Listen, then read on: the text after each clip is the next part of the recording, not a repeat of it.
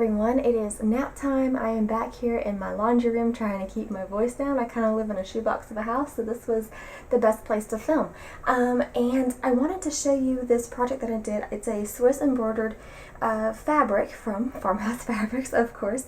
It's this wonderful light airy fabric, and then it has all this lovely, this is Lily of the Valley, but they've got several motifs to choose from. But just the idea of taking a fabric like this and turning it into a smock bishop. I'm sure it's been done before, I just haven't seen it floating around, you know, on Pinterest or Instagram or anything like that. So I just wanted to do it and then to share it. So what I did, okay, so I had my fabric.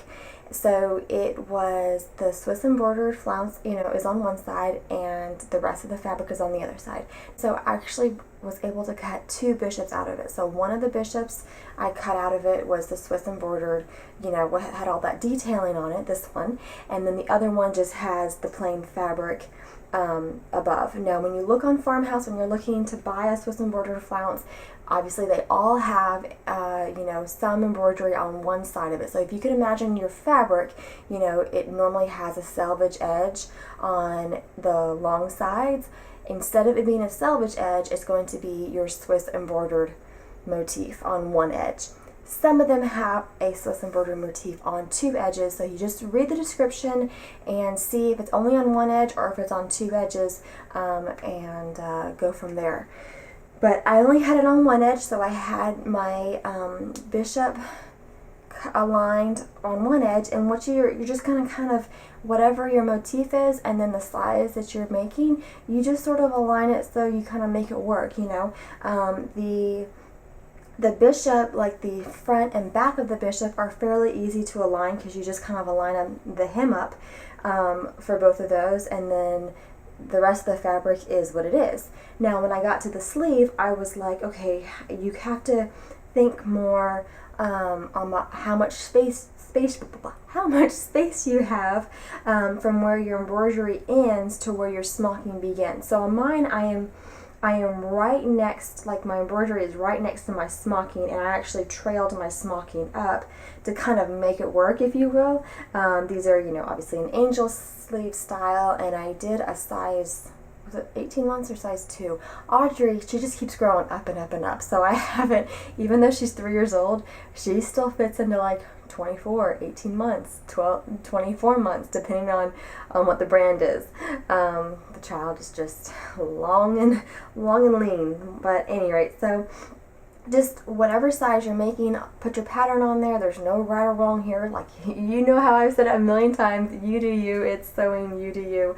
So align it up depending on whatever size you're making and what the motif that you've chosen, if it's not, you know, this one or whatever, and kind of go from there. I cut this out. I cut the front out on the fold like you would normally for a bishop that closes in the back. This style that I just made closes in the back with a continuous placket, you know, a placket using the continuous placket method that I have another video on how to do. So I cut my front out on the fold and I cut my back out on the fold. And one of the benefits of pleating first before you construct is that you can just take that back that you've done on the fold, run it through your pleater, and it's not a big deal. Otherwise, like there was one time where I did a CC Jamie bubble, and you're supposed to construct it all together, like per the directions, you're supposed to construct it all together and then run it through your pleater, and that was a pain in the butt. For me at least, it was a pain. But this method, because all the pieces are separate, you just run it through the pleater, it's no big deal.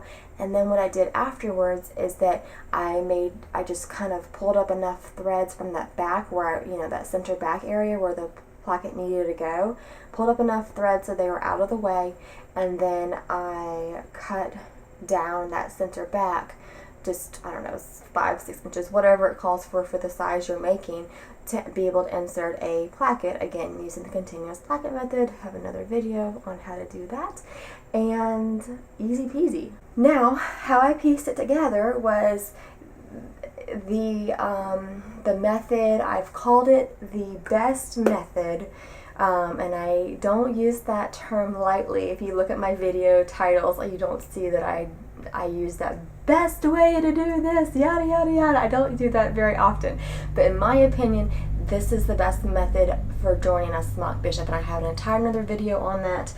It'll be linked in the description box down below, but it is basically you pleat it before you construct the bishop. So you just have all flat pieces of fabric, there's no seams, you pleat each one, take the threads out the needles, you know, do that whole thing. Watch the video, it goes into all the details of it.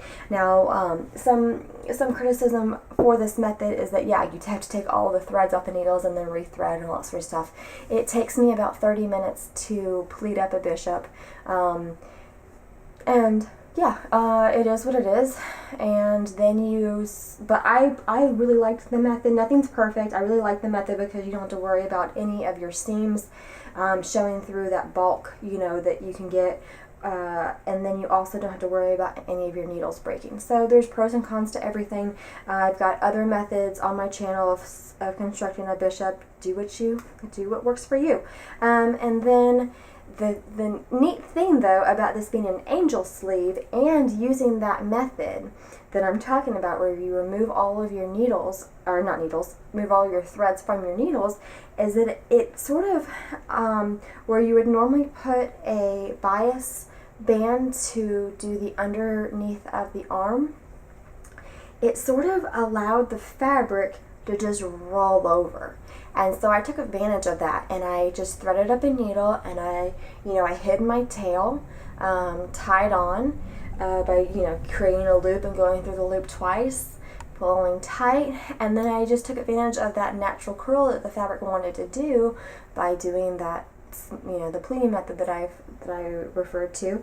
And I would just go to the bottom of my garment fabric and up to the top where it was rolling, and back, up and down, up and down, up and down, and it did kind of like a rolled hem. And I do have another video that goes into detail on how to do that. In the video it's showing how to do it on a hem, but it's all the same. So that was kind of neat.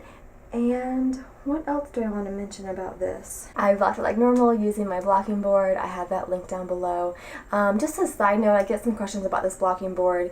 Yes, it's from Farmhouse Fabrics. Yes, they ship internationally. If you want one, go to Farmhouse, order one. I'm not sure what the shipping would be internationally, but I've heard from a number of people who don't live in the States that their options are few and far between. So look into that option and see if it would work for you. I don't know, I just think it's very pretty. To me, smock bishops are kind of like, obviously they're a staple and heirloom, but to me they're kind of like, I don't know, the toddler version of like diamonds or something, because you can dress, like a pair of diamond earrings or whatever. Like you can dress up a pair of diamond studs, and wear them out on a night out of town. But you can also wear them with like jeans, like you just woke up like this, whatever, and very casual and cool. And I feel like that is this right here. You could put this with a pair of little toddler jeans, and it would be just darling. But you could also dress it up and have it with a pair of really pretty tights, and do that number. So it was just something I just wanted to share. I love the fabric and the whole idea of it. You could obviously, I did this in all white and stuff, but it does have that kind of built-in entredeux sort of thing, so you could have weaved in some thread through there. Like if you wanted a pop of color, you could definitely take a pop of color and kind of embroider on top of the embroidery that's already here, if you wanted to, give maybe a little bit of green shading to the leaves or the stems, or make the lily of the valley, instead of it being white, you can make it maybe a shade of pink or something. I'm not sure if that occurs in nature or not, but who cares? And maybe if you have a different motif with different flowers, you take it from there. If it has birds in it or something, you just take it from there.